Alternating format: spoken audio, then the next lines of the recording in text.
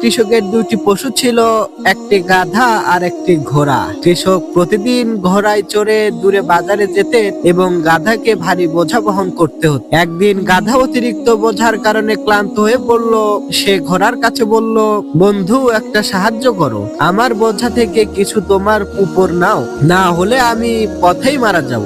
ঘোড়া মুখ ফিরিয়ে বলল, তোমার বোঝা তুমি বহন করো, এটা আমার কাজ নয়। গাধা ক্লান্তিতে পড়ে সত্যি মারা গেল। কৃষক সেটা দেখে দুঃখ পেলেন, তবে তার আর কোনো উপায় ছিল না। গাধার দেহটি সরিয়ে ফেললেন এবং পুরো বোঝা ঘোড়ার উপর চাপালেন। এবার ঘোড়াকে আরো বেশি ভার বহন করতে হলো।